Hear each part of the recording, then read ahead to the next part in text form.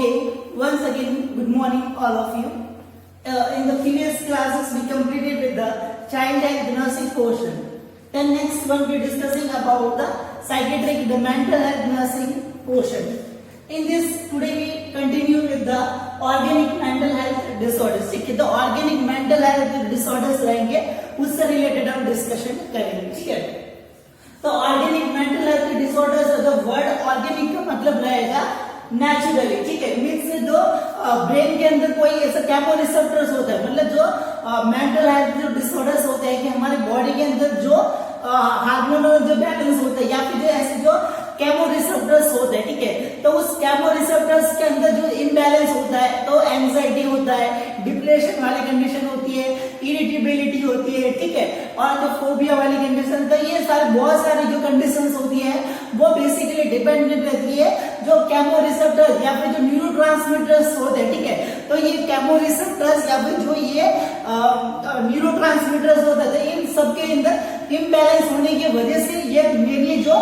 Mental health के disorders होते हैं वो उसके अंदर अराइज होते हैं. ठीक है, बट जो ऑर्गेनिकली मतलब और जो डायरेक्टली जो ब्रेन से रिलेटेड, मतलब ब्रेन की जो सेल के अंदर यदि डिफॉर्मिटी आएगी और वो भी वो नेचुरली उसके अंदर यदि प्रॉब्लम अराइज होती है तो उस टाइप के जो डिसऑर्डर्स रहेंगे उसको ऑर्गेनिक मेंटल हेल्थ डिसऑर्डर्स के नाम से भी जाना जाता है. ठीक है, तो ऑर्गेनिक मेंटल हेल्थ डिसऑर्डर से रिलेटेड हम डिस्कशन करेंगे. ठीक है, ओके, तो it's introduction phase the organic mental disorders involve the naturally impairment of the brain tissue. ठीक है, मींस जो नेचुरली मतलब नेचुरल वे के अंदर यदि ब्रेन की जो टिश्यू होता है उसके अंदर यदि इंपेयरमेंट आता है, मतलब मेनली हमारा जो मेंटल हेल्थ को रेगुलेट करने के लिए जो रेस्पॉन्सिबल सिस्टम या फिर जो रेस्पॉन्सिबल जो ऑर्गन होता है वो हमारा ब्रेन होता है. ठीक है, तो ब्रेन के अंदर यदि नेचुरली विदाउट एनी न्यूरोट्रांसमीटर या फिर जो केमोरिसेप्टर्स के अंदर इम्बैलेंस होने की बजाय उसके अंदर नेचुरली जो ब्रेन का जो टिश्यू होता है उसके अंदर यदि इम्बैलेंस आ जाता है तो उसके वजह से जो कंडीशंस या फिर जो मेंटल डिसऑर्डर्स जो अराइज होते हैं उनको ऑर्गेनिक मेंटल डिसऑर्डर्स के नाम से जाना जाता है. ठीक है, the organic mental disorders involves the naturally impairment of the brain tissue and converted into the mental disorder. ठीक है, और ब्रेन के टिश्यू के अंदर जो चेंजेस आने के बजाय वो एक मेंटल डिसऑर्डर्स के फॉर्म के अंदर कन्वर्ट हो जाता है. ठीक है, तो उस टाइप का जो डिसऑर्डर्स वो मेंटल जो ऑर्गेनिक मेंटल डिसऑर्डर्स के नाम से जाना जाता है. ठीक है, it is also called as a cognitive disorders. ठीक है, और इनको दूसरा नाम जो कॉग्निटिव डिसऑर्डर्स, मतलब जो कॉग्निटिव वर्ड का मतलब रहेगा the cognitive word include a number of specific functions. ठीक है, मतलब जो बहुत सारे जो स्पेसिफिक जो ब्रेन के द्वारा परफॉर्म किए जाने वाले जो फंक्शंस होते हैं उन सब के अंदर इंपेयरमेंट आ जाना है. तो कॉग्निटिव के अंदर कौन कौन से जो ब्रेन के फंक्शन होते हैं वो उसके अंदर इंक्लूडेड रहेंगे. ठीक है, as like use of the language. ठीक है, मतलब जो स्पीच होती है किसी के द्वारा जो बोला गया वर्ड होता है उसको समझ के वापस उसको रिपीट करना. ठीक है, वो लैंग्वेज उसके अंदर एप्लीकेट रहेगी. लर्निंग. ठीक है, मतलब इंडिविजुअल पर्सन का जो किसी भी चीज को लर्निंग करने का वो उसके अंदर जो इंपेयरमेंट उसके अंदर आएगी. ओरिएंटेशन मतलब इंडिविजुअल पर्सन का awareness towards the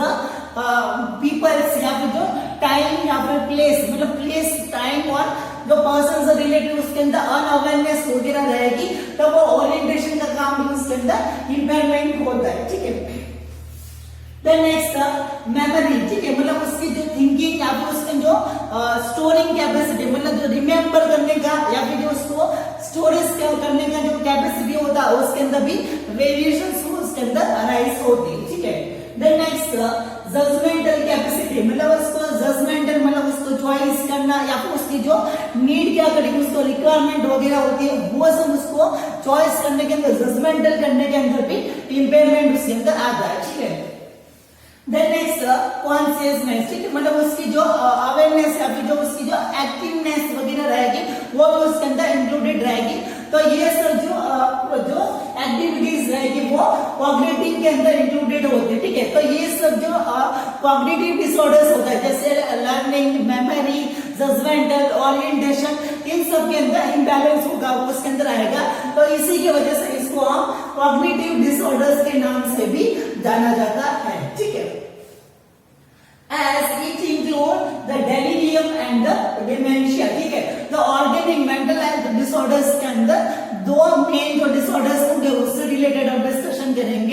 one is the delirium and the second one is the dementia. ठीक है, तो delirium और dementia are the both the organic mental health disorders. The next, after the introduction phase regarding the organic mental health disorders, the next we continue with the organic mental disorders, that is delirium. ठीक है, तो delirium का introduction phase से related है या फिर जो delirium का वो पूरा प्रोसेस होता है उससे रिलेटेड हम डिस्कशन करेंगे in the organic mental disorders. The delirium, its introduction phase, it is and the acute organic mental disorders. ठीक है, मीन्स जो delirium होता है वो एक जो ऑर्गेनिक मेंटल डिसऑर्डर्स होता है जो एक्यूट और इन द ऑनसेट स्टेज, मतलब उसके अंदर जो सिम्टम्स होते हैं वो शॉर्ट ड्यूरेशन के लिए होते हैं या फिर बहुत ही कम समय के अंदर जो उसके सिम्टम्स रहेंगे वो बहुत ही हाईली ऑनसेट के अंदर, मतलब उसके जो होने का जो टाइम पीरियड होगा वो उसके अंदर बहुत ही शॉर्ट ड्यूरेशन के लिए रहेगा, बट उसके अंदर जो सिम्टम्स रहेंगे वो बहुत ही हाई फ्रीक्वेंसी के, मतलब उसके अंदर ऑनसेट स्टेज के अंदर उसके सिम्टम्स रहेंगे. It is and the acute and the onset organic mental health disorders. ठीक है, as is characterized by the impairment of the various cognitive functions. ठीक है, मतलब इंडिविजुअल पर्सन का जो कॉग्निटिव फंक्शन होता है. ठीक है, इससे पहले जो हमने बताया कि कॉग्निटिव फंक्शन के अंदर लर्निंग, थिंकिंग, उसके इमोशंस, ओरिएंटेशन, अटेंशन, उसका परसेप्शन, तो इन सभी के अंदर जो कॉग्निटिव फंक्शंस होता है वो सब के अंदर डिस्टर्बेंस होता है, वो उसके अंदर अराइज होता है. ठीक है, as characterized by the impairment of the various cognitive function of the brain, as disorientation, मतलब जो unawareness towards the time, place and the person. ठीक है, कॉन्शियसनेस, मतलब उसका जो दिमाग का जो क्लियर, मतलब उसका जो माइंडेड, मतलब उसका जो माइंड होता है वो उसके अंदर क्लियरिफाई, मतलब क्लियर नहीं होता, उसके अंदर जो अनकॉन्शियसनेस वाली कंडीशन या फिर जो कॉन्शियसनेस के अंदर डिस्टर्बेंस आ जाता है. ठीक है, मतलब उसके अंदर जो ध्यान लगाने का, मतलब जो माइंडेड का मीन्स की ध्यान रखने का उसकी जो कैपेसिटी होती है वो अनक्लियर होती है. ठीक है, देन नेक्स्ट परसेप्शन डिसऑर्डर, मतलब उसके अंदर कोई भी जो रेस्पॉन्स या फिर कोई भी ऑब्जेक्ट होता है सराउंडिंग एनवायरनमेंट के अंदर, तो उसको परसीव करने के अंदर भी उसके अंदर डिस्टर्बेंस होता है, वो उसके अंदर अराइज होता है. ठीक है, देन नेक्स्ट रेस्टलेसनेस. ठीक है, मतलब रेस्टलेसनेस, मतलब उसको जो रेस्टिंग फील उसके अंदर उसको कैपेबल नहीं रहेगा, मतलब जो रेस्टलेस, जो रेस्ट वाली कंडीशन के अंदर वो नहीं रहेगा, रूटीनली वो एक्टिविटी होगा वो उसके अंदर करता रहेगा. ठीक है, एंड द इमोशंस, मतलब जो अपैथी, मतलब उसके अंदर जो सडनली बिहेवियर, उसका जो इमोशंस होता है वो जो सडनली उसके अंदर चेंज हो जाता है. ठीक है, अपैथी का मतलब होता है कि कुछ भी जो एप्रोप्रिएट जो इमोशंस होता है वो उसके अंदर शो अप नहीं हो पाती है. ठीक है, देन नेक्स्ट थिंकिंग डिस्टर्बेंस, मतलब उसकी जो थिंकिंग होती है उसके अंदर भी डिस्टर्बेंस होता है, वो उसके अंदर अराइज होता है. ठीक है, that develop over the short time. ठीक है, और वो जो थोड़े समय के अंदर ही बहुत ही ज्यादा ऑनसेट स्टेज के अंदर वो थोड़े टाइम पीरियड तक उसके अंदर अवेलेबल रहती है. ठीक है, तो ये सारी जो डिस्टर्बेंस रहेगी एक शॉर्ट टाइम ड्यूरेशन के अंदर और बहुत ही हाईली फ्रीक्वेंसी के अंदर वो उसके अंदर प्रेजेंट रहेगी, तो उस कंडीशन को हम डेलीरियम के नाम से जाना जाता है. ठीक है, and this delirium it is also called as the acute confusional state and the acute organic reactions and the toxic psychosis. ठीक है, मतलब ब्रेन के अंदर यदि बाई चांस कोई केमिकल टॉक्सिक वाले या फिर जो पॉइजनिंग वाले कंडीशंस उस ब्रेन के अंदर, तो शॉर्ट टाइम पीरियड के लिए जो ब्रेन का जो फंक्शन होता है वो उसके अंदर इम्बैलेंस हो जाता है, या फिर जो कुछ ऑटोमेटिकली जो नेचुरली ब्रेन के अंदर कुछ रिएक्शंस वगैरह होती है, तो उस कंडीशन की वजह से भी ये प्रॉब्लम है, डेलीरियम वाली कंडीशन उसके अंदर अराइज हो सकती है. इसके अलावा जो एक्यूट, मतलब जो थोड़े टाइम पीरियड के अंदर इंडिविजुअल पर्सन का जो ब्रेन होता है वो कंफ्यूजनल हो जाता है. ठीक है, मतलब उसका जो अवेयरनेस, अटेंशन, ये सब जो एनवायरनमेंट की तरफ उसका जो ओरिएंटेशन होता है वो उसके अंदर जो उसके अंदर कंफ्यूजनल हो जाता है, तो वो उस कंडीशन के अंदर जो एक्यूट कंफ्यूजनल स्टेट के नाम से भी डेलीरियम को जाना जाता है. ठीक है, okay. Okay, so these all about the introduction phase regarding the delirium. The next one, the incidence ratio regarding the delirium disorder. ठीक है, मीन्स जो delirium disorders होता है तो उसके जो victims मतलब उसके जो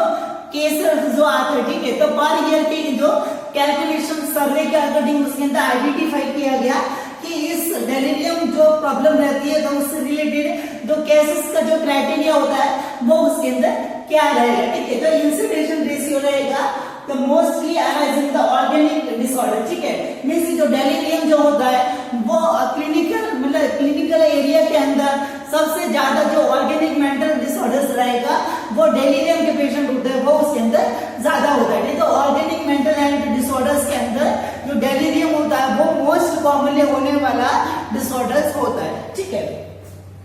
As about the 10 to 25% of the cases belongs to the medical surgical patient, ठीक है, मतलब जो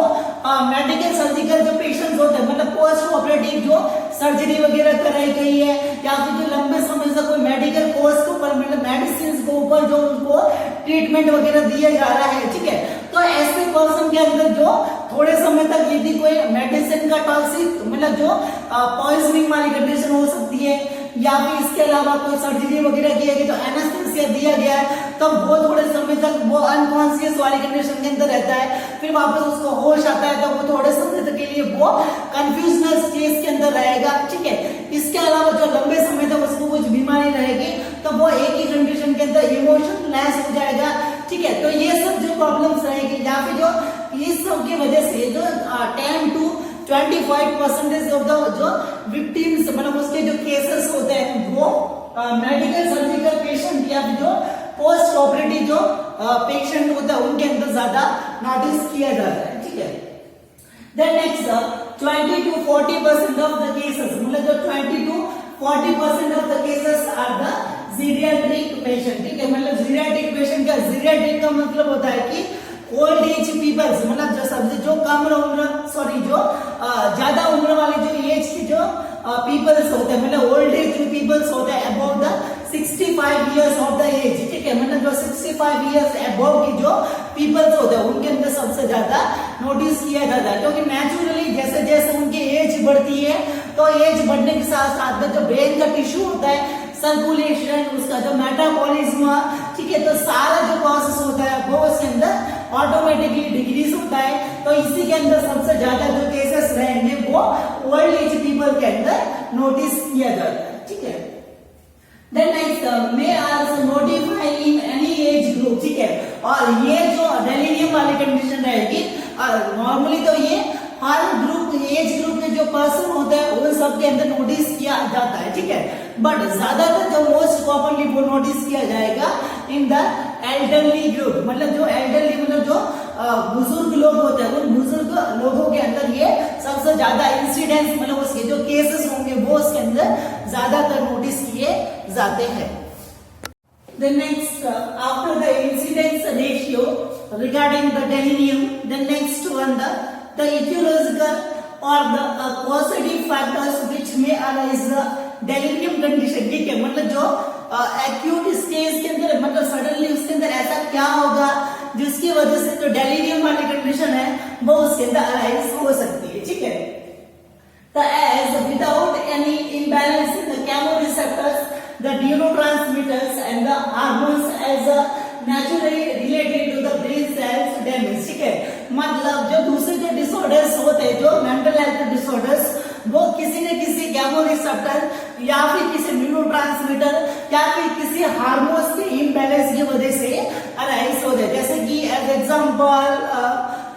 मूड डिसऑर्डर्स, ठीक है, जो सेरोटोनिन का लेवल इम्बैलेंस होने की वजह से या फिर डोपामिन का लेवल इम्बैलेंस होने की वजह से उसके अंदर अराइज होता है, ठीक है। बट ये जो डेलिरियम डिमेंशिया वाली जो कंडीशन जो डेलिरियम वाली कंडीशन जो रहेगी ऑर्गेनिकली जो नेचुरली जो ब्रेन की जो सेल्स होती है उनके अंदर इम्बैलेंस या फिर कोई डैमेज वगैरह रहेगा, सडनली यदि कोई अराइज होता है तो उसके अंदर ये डेलिरियम वाली कंडीशन उसके अंदर अराइज हो सकता है, ठीक है। तो उसके अंदर अलग अलग जो कॉजेस रहेगा जैसे कि ब्रेन की जो वस्कुलरिटी मतलब जो ब्लड के अंदर जो ब्लड वेसल्स होती है तो उस ब्लड वेसल जो ब्रेन के अंदर जो ब्लड वेसल्स होंगे उन सब के अंदर जो प्रॉब्लम रहेगी, ठीक है। एज अ मस्कुलर मतलब जो ब्रेन की जो ब्लड वेसल्स वगैरह रहेगी तो उससे रिलेटेड क्या प्रॉब्लम हो सकती है, ठीक है। एज अ हाइपरटेंसिव एंसेफेलोपैथी मतलब ज्यादा ब्लड प्रेशर बढ़ेगा, ज्यादा हाइपरटेंशन होने की वजह से वहां पर जो ब्लड जो कैपिलरीज वो डैमेज हो जाएगी और उस जगह के ऊपर एंसेफेलोपैथी मतलब जो एंसेफेलोन जो ब्रेन का जो फंक्शनल जो यूनिट होती है उसके अंदर इम्बैलेंस होता है वो ऐसा हो जाता है, ठीक है। देन नेक्स्ट इंट्राक्रेनियल हेमरेज, ठीक है। इंट्राक्रेनियल हेमरेज इट मींस कि जो ब्लड को ब्रेन वाला जो पार्ट होता है उसके अंदर जो ब्रेन का सर्कुलेशन होना चाहिए वो उसके अंदर इम्बैलेंस मतलब हेमरेज हो जाएगा, तो ब्रेन के अंदर जो सर्कुलेशन होगा वो उसके अंदर प्रॉपरली तरीके से नहीं हो पाएगा। उसकी वजह से भी जो ब्रेन के जो टिश्यू होता है उसके अंदर थोड़े टाइम के लिए जो इम्बैलेंस हो जाता है, तो उस कंडीशन के अंदर भी सडनली यदि कोई ब्रेन के अंदर जो हेमरेज हो गया होगा तो ये डेलिरियम वाली कंडीशन है वो उसके अंदर अराइज हो जाएगी, ठीक है। देन नेक्स्ट वन द कोई इन्फेक्शन, यदि इन्फेक्शन का कॉज जैसे कि ब्रेन का कोई इन्फेक्शन होता है जैसे कि मेनिंजाइटिस हो गया, एंसेफेलाइटिस हो गया, तो थोड़े टाइम के लिए सडनली जब उसको इन्फेक्शन लगेगा वो सीवियर कंडीशन के अंदर जाएगा तो ब्रेन का जो फंक्शन थोड़ा बहुत उसके अंदर डिस्टरबेंस होगा। जब वो इन्फेक्शन सही हो जाएगा तो अगेन वापस नॉर्मल वो फंक्शनिंग बैलेंस लेके अंदर हो सकता है, ठीक है। तो नेक्स्ट इसके अलावा अदर कोई इन्फेक्शन निमोनिया वाला या फिर अदर कोई सीवियर टाइप का कम्युनिकेबल डिसीज होता है उसकी वजह से भी इम्बैलेंस हो सकता है, ठीक है। Then next one the neoplasmic states, ठीक है। नियोप्लाज्मिक स्टेट का मतलब है कि ब्रेन का ट्यूमर, ठीक है, मतलब जो न्यूरोग्लिया होती है मतलब बेसिकली ऐसा माना जाता है कि न्यूरॉन्स होते हैं जो ब्रेन का जो मेन जो पार्ट जो फंक्शनल जो सेल होती है न्यूरॉन्स उनके अंदर कैंसर होता है वो नहीं होता है, बट इसके अंदर जो सपोर्टिंग जो सेल्स होती है न्यूरोग्लिया जिसको हम बोलते हैं उसके अंदर ब्रेन का ट्यूमर होता है वो उसके अंदर हो सकता है, ठीक है। देन नेक्स्ट इंटॉक्सिकेशन, ठीक है। इंटॉक्सिकेशन का मीन्स होता है कि किसी न किसी प्रोडक्ट का ब्रेन के अंदर जो ब्लड ब्रेन बैरियर को क्रॉस कर जाता है और उस कंडीशन की वजह से उसके अंदर जो टॉक्सिफिकेशन मतलब उसके अंदर जो पॉइजनिंग वाले कंडीशन या फिर जो ब्रेन के अंदर जो इरिटेशन और अराइज कर देता है तो उसकी वजह से भी ये डेलिरियम वाले कंडीशन उसके अंदर अराइज हो सकता है, ठीक है। As may be as highly potency drugs मतलब जो हाईली पोटेंसी वाली जो बहुत हाई एफिकेसी वाली जो ड्रग्स होती है वो सीडेटिव्स या फिर जो हिप्नोटिक जो मेडिसिन वगैरह लंबे समय तक का जो कोर्स चलेगा वो सब की वजह से भी प्रॉब्लम अराइज हो सकता है, ठीक है। देन नेक्स्ट ट्रॉमेटिक, ठीक है। ट्रॉमेटिक इट मींस कि डायरेक्टली हेड मतलब हेड के ऊपर या फिर जो इंटरनली जो ब्रेन का जो इंजरी वगैरह होता है, ठीक है, अलग अलग टाइप का जो हेड इंजरी होता है कॉन्फ्यूजन, ठीक है, एंड जो अंदर की तरफ जो ब्रेन का जो इंजरी वगैरह होता है, ठीक है, तो एक्सटर्नल और इंटरनली जो हेड इंजरी वगैरह होती है तो उस कंडीशन की वजह से भी ये प्रॉब्लम अराइज हो सकता है, ठीक है। Then next endocrine and metabolic disorders, ठीक है, मतलब जो मेटाबॉलिक होता है एंडोक्राइन जो डिसऑर्डर्स होता है जैसे कि हाइपोग्लिसेमिया मतलब जो ग्लूकोज का लेवल यदि बॉडी के अंदर कम ये होता तो एंडोक्राइन डिसऑर्डर, ठीक है। पर यदि ब्लड के अंदर यदि बॉडी के अंदर ग्लूकोज का लेवल कम होगा तो वो ब्रेन को भी अफेक्ट पड़ता है क्योंकि ब्रेन को एक्टिविटी या फिर एक्टिव रहने के लिए जो ओनली फॉर एक ही जो न्यूट्रिएंट्स होता है वो ब्रेन होता है वो यूटिलाइज करता है, दैट इज ग्लूकोज, ठीक है। फिर इसके अलावा जो हाइपोथायरॉयडिज्म, ठीक है, मतलब हाइपोथायरॉयडिज्म में ऐसा होता है कि हाइपोथायरॉयडिज्म के अंदर इरिटेबिलिटी होती है, रेस्टलेसनेस होता है, इंसोम्निया वाली कंडीशन होती है, मेमोरी के अंदर डिस्टर्बेंस होता है, तो ये सब जो कंडीशन वो थोड़े समय के लिए होती है वो डेलिरियम वाली कंडीशन से कन्वर्टेड उसके अंदर हो जाती है, ठीक है। देन नेक्स्ट इसके अलावा जो मेटाबॉलिक डिसऑर्डर्स, ठीक है, जैसे कि पैंक्रियाटाइटिस, लिवर का फेलियर हो गया, तो इन सब से क्या होगा कि जो मेटाबॉलिक वेस्ट होते हैं, ठीक है, जैसा कि यूरिक एसिड होता है, कीटोन बॉडीज वगैरह होता है, तो वो ब्रेन के अंदर कहीं ना कहीं उसके अंदर ब्रेन के अंदर सर्कुलेट करेंगे ब्लड के साथ में और वहां पे ब्रेन के जो फंक्शन होता है उसका जो सेल्स होता है उनको स्टिमुलेट करेंगे तो थोड़े बहुत टाइम पीरियड के लिए तो ब्रेन का जो फंक्शन होगा उसके अंदर इम्बैलेंस हो जाएगा, ठीक है। Then next one the metal poisoning मतलब जो लेड मतलब एनेस्थीसिया या फिर जो अदर टाइप के जो मर्करी वगैरह जो पॉइजनिंग हो जाता है, मतलब जो बहुत ही जो हार्मफुल जो मेटल्स होता है, ठीक है, उन मेटल्स के अंदर जो इरिटेट होने की वजह से भी पॉइजनिंग वाले कंडीशंस के अंदर अराइज हो सकता है, ठीक है। देन नेक्स्ट एनोक्सिया, ठीक है, वर्ड एनोक्सिया का मतलब ऑक्सीजन का लेवल जो बॉडी के अंदर कम, ठीक है। तो एनोक्सिया उसके अंदर बॉडी के अंदर जो ऑक्सीजन का लेवल कम होगा, उसके अंदर रीजन कि या तो ब्लड नहीं होगा, तो ब्लड नहीं होगा तो ब्लड के अंदर जो ऑक्सीजन उसके अंदर सर्कुलेट करता है, या फिर जो ऑक्सीजन का लेवल बढ़ा उसके अंदर जो पंप करने के लिए जो कार्डियक होता है, मतलब जो हार्ट होता है, वो उसके अंदर अच्छी तरह से पंप नहीं कर रहा है, ठीक है। तो ब्रेन की जो सेल्स होती है वो बहुत ही ऑक्सीजन से सेंसिटिव होती है, ठीक है। मतलब थोड़े से जस्ट 3 मिनट तक 1 मिनट तक यदि वो ऑक्सीजन नहीं मिलती है तो न्यूरॉन्स होते हैं वो डैमेज हो जाते हैं, ठीक है। तो यदि थोड़े समय के लिए जो ऑक्सीजन से बहुत ही सेंसिटिव जो टिश्यू हो, न्यूरॉन्स के टिश्यू उसके अंदर होते हैं, ठीक है। ओके, तो this all about the aetiological factor, मतलब ये सब जो थोड़े समय के लिए जो थोड़ा बहुत डिस्टर्बेंस यदि ब्रेन के अंदर होता है, ब्रेन की जो सेल्स के अंदर डिस्टर्बेंस रहेगा, तो ये डेलीरियम वाली कंडीशन है वो उसके अंदर अराइज हो सकती है। Okay, the next after the causes and the etiology regarding the delirium condition, then next the clinical manifestation or the clinical features notify in the person with the delirium, ठीक है। मतलब जो delirium वाली जो conditions के अंदर कौन कौन से symptoms वो acute stage के अंदर उसके अंदर notify किए जाते हैं, ठीक है। तो following symptoms are notified in the delirium person, that is mainly the cognitive functions are imbalanced, मतलब जो brain के जो functions, मतलब जो कॉग्निटिव जो फंक्शंस होता है वो उसके अंदर इम्बैलेंस रहेंगे, ठीक है।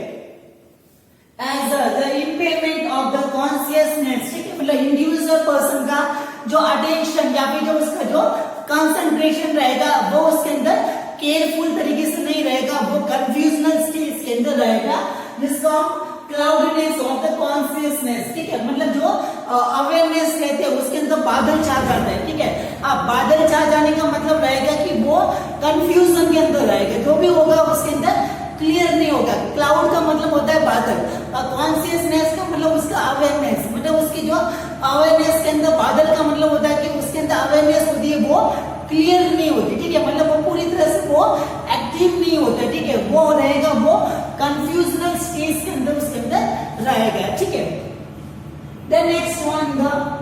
ड्राउजीनेस एंड द कोमा, ठीक है, उसके अंदर वो ड्राउजीनेस मतलब उसके अंदर जो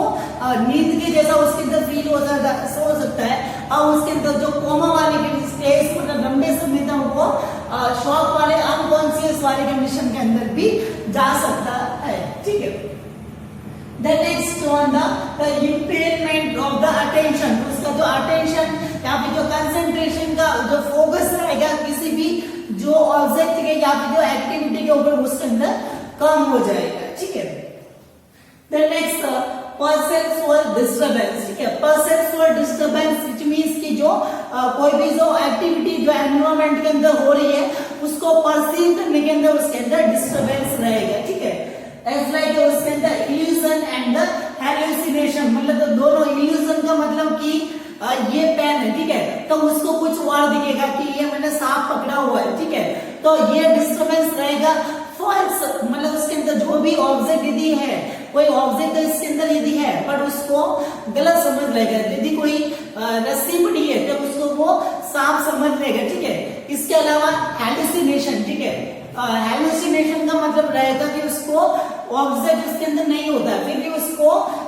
जैसे कि बाहर गाने बज रहे हैं वो बोलेगा कि गाने बज रहे हैं, बट एक्चुअली में वहां पे गाने वो नहीं बज रहे होते, ठीक है। तो ये परसेप्शन जो डिस्टर्बेंस वो उसके अंदर अराइज रहेगा, ठीक है। The next one the impaired memory, ठीक है, मतलब उसकी जो थिंकिंग कैपेसिटी या फिर उसका जो मेमोरी रहेगा वो उसके अंदर डिस्टर्बेंस रहता है, ठीक है। Then next responding time, ठीक है, मतलब जो कोई भी उससे कोई रिप्लाई वगैरह पूछा जाए या फिर जो कोई भी जो एक्टिविटी सराउंडिंग एनवायरनमेंट के अंदर हो रही है तो वो अपना जो रेस्पॉन्ड रहेगा वो अच्छी तरह या फिर उससे कुछ पूछा जाता है, ठीक है, तो वो सही से वो इजीली जो रेस्पॉन्डिंग होता है वो उसके अंदर जल्दी से नहीं दे पाता, ठीक है। The next abstract thinking, ठीक है, प्रिंसिपल्स वाली या फिर जो कंसेप्ट वाली जो यूनिक टाइप की जो थिंकिंग होती है, सोच समझ के जो ज्यादा जो फोकस करने के बाद में सोच समझ के जो कंसेप्ट लगा के जो थिंकिंग की जाती है वो उसके अंदर वो अच्छी तरह से नहीं कर पाता है, ठीक है। देन नेक्स्ट, इसके अलावा साइकोमोटर डिस्टर्बेंस, ठीक है, मतलब उसकी जो मोटर एक्टिविटीज वगैरह होती है वो उसके अंदर इम्बैलेंस, मतलब जो उसके अंदर डिस्टर्बेंस होगा वो इसके अंदर रहेगा, ठीक है। या तो फिर बहुत ज्यादा हाइपर एक्टिविटी करेगा या फिर जो बहुत ही कम एक्टिविटी, वो पूरे दिन एक ही कंडीशन के अंदर सेम पोजीशन के अंदर वो रहेगा, ठीक है। तो ये उसकी साइकोमोटर एक्टिविटी के अंदर भी डिस्टर्बेंस होगा, वो उसके अंदर अराइज रहता है, ठीक है। Then next one, the diurnal downing, ठीक है। The diurnal downing का मतलब रहेगा कि उसकी जो स्लीप अवेक साइकिल, ठीक है, मतलब जो नींद आने का या फिर जो नींद में से उठने का जो साइकिल होगा वो उसके अंदर इम्बैलेंस रहेगा, मतलब रात के अंदर वो ज्यादा समय तक वो सोने के अंदर निकालेगा और रात के अंदर जो समय रहेगा इवनिंग का समय और वो नाइट का समय रहेगा वो उसने जगते हुए वो निकालेगा, ठीक है। तो इम्बैलेंस हो जाएगा, रात के अंदर सोने का तो दिन के अंदर ज्यादा सोएगा, तो ये जो डायurnal मतलब जो स्लीप और अवेक मतलब जो जगने का और सोने का जो साइकिल होगा वो उसके अंदर इम्बैलेंस उस तरीके से हो जाएगा, ठीक है। Then next one, the anxiety slurring speech, मतलब उसके अंदर बोलने का जो वे रहेगा उसके अंदर जो ऐसा बोलते हैं कि तोतला को कोई बोलना, ठीक है, इस वे के अंदर वो स्पीच होगा वो उसका क्लियर नहीं होगा, ठीक है। एंजाइटी, फियर उसके अंदर रहेगा, इरिटेबिलिटी रहेगी, इंसोम्निया उसको नींद वगैरह वो उसके अंदर नहीं आएगी, ठीक है। देन नेक्स्ट, डिप्रेशन के अंदर वो उस कंडीशन के अंदर जा सकता है और उसको अपाथी, ठीक है, अपाथी का मतलब रहेगा कोई भी इमोशंस, मतलब जैसा एनवायरनमेंट के अंदर जो एक्टिविटी चल रही है तो उस एक्टिविटी से रिलेटेड कोई भी इमोशंस रहेगा वो अफेक्टिवली तरीके से नॉर्मल जो एप्रोप्रिएट जो इमोशंस होगा वो अपनी शो नहीं कर पाता, ठीक है। तो ये सिम्टम्स रहेंगे वो डेलिरियम वाले कंडीशन के अंदर नोटिफाई किए जाते हैं, okay. The next, after the clinical features regarding the delirium condition, then next, diagnostic criteria for the confirmation of the delirium state. Here are the following diagnostic evaluation criteria measures for the confirmation of the delirium, ठीक है, मतलब delirium को कैसे confirm किया जा सकता है, ठीक है। तो जैसे कि उसकी जो कॉजेस थे, मतलब बहुत सारे जो इन्फेक्शंस वगैरह लगे थे, ब्रेन के अंदर जो ट्रॉमा वगैरह लगा, वस्कुलर या हेमरेज वाली कंडीशन, ऑक्सीजन का लेवल, ऑक्सीजन के अंदर पॉइजनिंग, ठीक है, या फिर इसके अंदर बहुत सारे जो हार्मोन्स का इम्बैलेंस हो गया, ठीक है, पॉइजनिंग जो मेटल्स का पॉइजनिंग, ड्रग्स का उसके अंदर टॉक्सिफिकेशन, तो ये सब सारे जो कॉजेस उनके अंदर बेसमेंट के ऊपर जो आइडेंटिफिकेशन उसके अंदर किया जाएगा, उसके अंदर बहुत सारे अलग अलग जो टेस्टिंग होगी वो उसके अंदर आइडेंटिफाई करके उसको कंफर्म किया जा सकता है, ठीक है।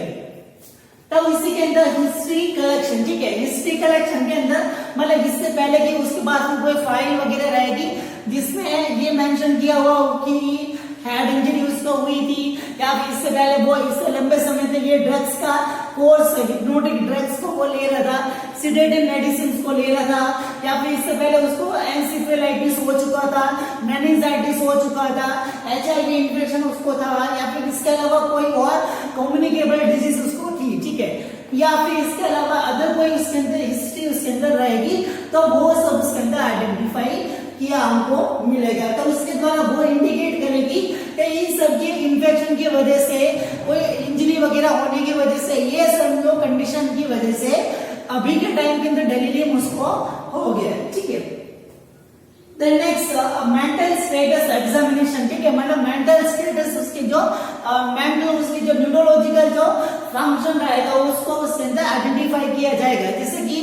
अटेंशन को देखा जाएगा, कॉन्शियसनेस को चेक किया जाएगा, परसेप्शन को चेक किया जाएगा, स्पीच को चेक किया जाएगा, उसकी जो मेमोरी वगैरह, इंटेलिजेंसी वगैरह, तो ये सब जो उसकी जो मेंटल फंक्शंस होता है उन सबको उसके अंदर चेकआउट किया जाएगा in the mental status examination, ठीक है। Then next one, the physical examination, मतलब उसको हेड से लेकर उसका टो तक उसका असेसमेंट किया जाएगा और उसके अंदर यदि कोई इम्बैलेंस रहता है, जैसे कि सिर के ऊपर ब्लीडिंग हो रहा है, सिर के ऊपर उसको चोट वगैरह लगी हुई है, तो ये सब इंडिकेट करेगा कि हेड के अंदर ट्रॉमा हुआ है, यहाँ पे ब्लीडिंग हेमरेज वाली कंडीशन है, तो वो उसके अंदर आइडेंटिफाई करेगा कि इस कंडीशन की वजह से भी डेलीरियम हो चुका है। ठीक है, देन नेक्स्ट हेमेटोलॉजिकल इन्वेस्टिगेशन, यदि ब्लड सैंपलिंग लेंगे तो ब्लड के अंदर हमको दिखेगा कि यदि ग्लूकोज का लेवल, थायराइड हार्मोन का लेवल उसके अंदर, तो उसके अंदर इम्बैलेंस रहेगा। हीमोग्लोबिन को देखेंगे, सीबीसी एकदम आरबीसी वगैरह देखेंगे, या फिर कोई तो पॉइजनस जो मटेरियल मतलब जो टॉक्सिन्स वगैरह उसके अंदर ब्लड के अंदर रहेगा, तो वो भी हमको इनडायरेक्टली शो करेगा कि इसकी वजह से भी डेलीरियम वाली कंडीशन ब्रेन के अंदर इम्बैलेंस होने की वजह से अराइज हो गई। ठीक है, then next on the urine examination. ठीक है, यूरिन एग्जामिनेशन का मतलब ऐसा रहेगा कि जो मेटाबॉलिक वेस्ट होता है, ठीक है, तो मेटाबॉलिक वेस्ट होता है वो यूरिन के द्वारा निकलते हैं, तो यूरिन के अंदर यदि यूरिक एसिड, कीटोन बॉडीज, अब जो क्रिएटिन वगैरह जो इम्बैलेंस वगैरह करते हैं, ठीक है, तो वो यदि यूरिन के अंदर रहेगा तो उस कंडीशन की वजह से भी कहीं ना कहीं वो ब्रेन को अफेक्टेड करता है, तो इसकी वजह से भी डेलीरियम वाली कंडीशन अराइज हो सकती है। ठीक है, दैट नेक्स्ट रेडियोलॉजिकल एग्जामिनेशन। ठीक है, मतलब डायरेक्ट जो ब्रेन या फिर जो स्कल वाला जो एरिया होता है उसके इंटरनल स्ट्रक्चर को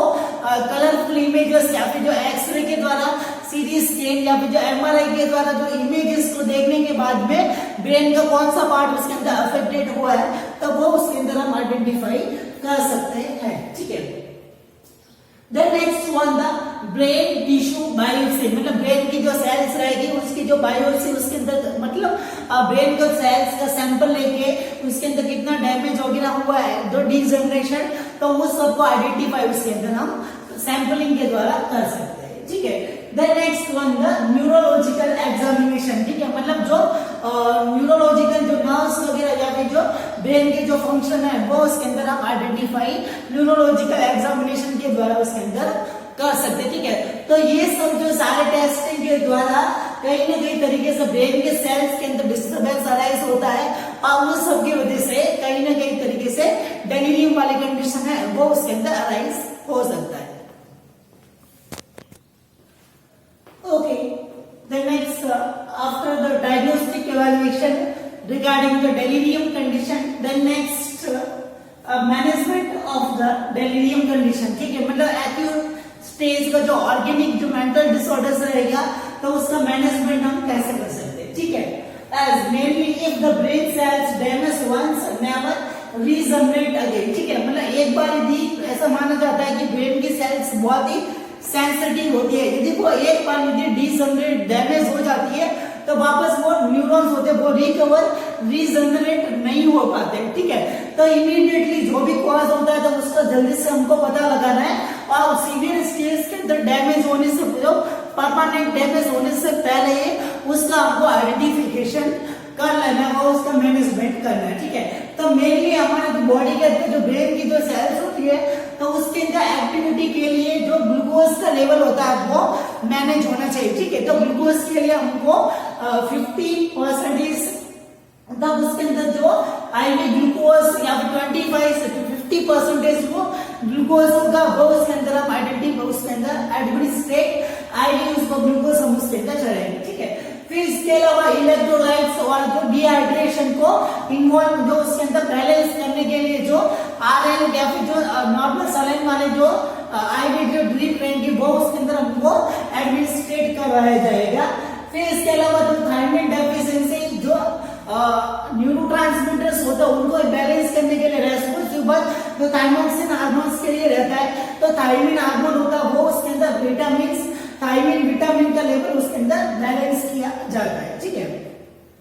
इसके अलावा ये जो मेंटल डिसऑर्डर्स आता है तो एंटीसाइकोटिक जो मेडिसिन वगैरह रहेगी जिसमें सिडेटिव्स, बेंजोडाइजापाइन्स जो मेडिसिन रहेगी, इसके अलावा रेस्पेरिडोन, हैलोपेरिडोन, क्लोप्रोमाजिन जो मेडिसिन एंटीसाइकोटिक मेडिसिन वो उसके अंदर रहेगी। इसके अलावा जो ब्रेन का जो इन्फेक्शन यदि रहता है तो इन्फेक्शन को कम करने के लिए एंटीबायोटिक्स वो उसके अंदर हम देंगे तो ब्रेन का इन्फेक्शन होता है वो उसके अंदर दूर हो सकता है। ठीक है, इसके अलावा हाइपरटेंशन की वजह से यदि उसके अंदर कंडीशन अराइज हो रही है तो एंटी हाइपरटेंसिव जो मेडिसिन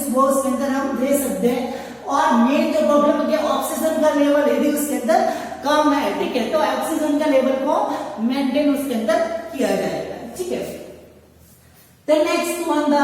ये जो डेलीरियम वाली कंडीशन तो वो एक साइकेट्रिक प्रॉब्लम रहती है, ठीक है। तो मेंटल हेल्थ के अंदर जो मेंटल हेल्थ से रिलेटेड उसके अंदर प्लानिंग की जाएगी, ठीक है। तो सबसे पहले उसको मेंटल हेल्थ हॉस्पिटल के अंदर लिया जाएगा, उसके अंदर जो साइकेट्रिस्ट होगा वो उसका मेंटल हेल्थ जो चेकअप करेगा, ठीक है। मतलब जो सबसे पहले जो वाइटल साइंस वो उसके अंदर चेक किए जाएंगे, फिर उसका जो मेंटल स्टेटस रहता है, जो मेंटल स्टेटस एग्जामिनेशन उसके अंदर किया जाएगा कि उसकी जो मेंटल एबिलिटी, मेंटल हेल्थ का कंडीशन उसके अंदर कैसा है वो आइडेंटिफाई किया जाएगा। फिर उसके अंदर उसकी थेरेप्यूटिक नीड, मतलब उसके अंदर किस किस के बैलेंस हुआ है, अटेंशन का प्रॉब्लम है, कॉन्शियसनेस का प्रॉब्लम है, थिंकिंग के अंदर प्रॉब्लम है, मेमोरी के अंदर प्रॉब्लम है, अटेंशन का प्रॉब्लम है, या फिर कॉन्शियसनेस का प्रॉब्लम, या फिर ओरिएंटेशन का प्रॉब्लम। ये सब जो स्टेटस उसकी जो नीड होगी उसके अकॉर्डिंग उसका प्लानिंग किया जाएगा, ठीक है। फिर उसको सेफ एनवायरनमेंट उसके अंदर, मतलब उसको कुछ नुकसान नहीं हो या फिर अपने आप को वो नुकसान नहीं पहुंचे ऐसा एनवायरनमेंट उसको देना है, ठीक है। फिर उसका reduce the fear and anxiety, उसके फियर एंड एंजाइटी को, हमको डर को कम करना है। उसके साथ में हमको कम्युनिकेशन, अच्छा रिलेशनशिप बनाना है। उसके जो सारी नीड, डाइट होती है, वेस्ट निकालने का, तो सारी जो फिजिकल नीड वो उसको देनी है, ठीक है। फिर आता plan the day time cycle, मतलब इंडिविजुअल पर्सन होता है वो बोर्डम रहता है, मतलब उसके अंदर सोने का या फिर जो डे साइकिल होता है वो इम्बैलेंस हो जाता है। तो उसके अंदर हमको प्लानिंग करना है कि मॉर्निंग से हमको ये करवाना है, उसके बाद में डे थोड़ा मॉर्निंग के बाद में जो अर्ली मॉर्निंग के अंदर, फिर लेट मॉर्निंग के अंदर, फिर आफ्टरनून के अंदर, फिर इवनिंग के टाइम के अंदर। तो ये पूरा डे का उसके अंदर प्लानिंग करके रखता है, ठीक है। तो उसका जो शेड्यूल रहेगा वो बिजी रहेगा। तो इनबैलेंस उसके अंदर इंसोम्निया या फिर उसको थिंकिंग इनबैलेंस या फिर उसके अंदर जो इरिटेबिलिटी, फियर एंड एंजाइटी, ये सब उसके अंदर नहीं हो पाएगा, ठीक है। Then next facilitate the orientation, उसको ओरिएंटेशन के अंदर प्रॉब्लम में हेलुसिनेशन, परसेप्शन नहीं हो रहा था, उसको बताना है कि ये मार्कर है, ये टीवी है, अभी टाइम ये 1 बज रहा है, ठीक है। आप जिस जगह के ऊपर हो इसका एड्रेस ये है, ये आपका प्लेस का नाम है, आज ये तारीख है, अभी ये टाइम हो रहा है। तो इन सब से रिलेटेड उनको बताना है, तो उनकी मेमोरी होगी वो थोड़ी बहुत बैलेंस इसके अंदर रहेगा, ठीक है। तो next family and the recreational activity, मतलब उसको एंटरटेनिंग या फिर जो इंजॉयबल जो मूवमेंट होता है वो उसके अंदर उसको इन्वॉल्व किया जाएगा। बोर्डर लाइफ उसके अंदर उनको, डिप्रेशन वाली लाइफ से उनको हटाना है। इसके अलावा फैमिली वाला जो सपोर्टिव नेचर के अंदर उनको रखना है और फैमिली को भी थेरेपी देना है कि इस वे के उनको काउंसलिंग या फिर उनको सपोर्ट वे के अंदर करना है, ठीक है। तो ये रहेगा द एक्यूट स्टेज वाली जो organic mental disorders about the delirium, ठीक है। In the next class we discuss about the again next another organic mental health disorders, that is a dementia. Thank you so much.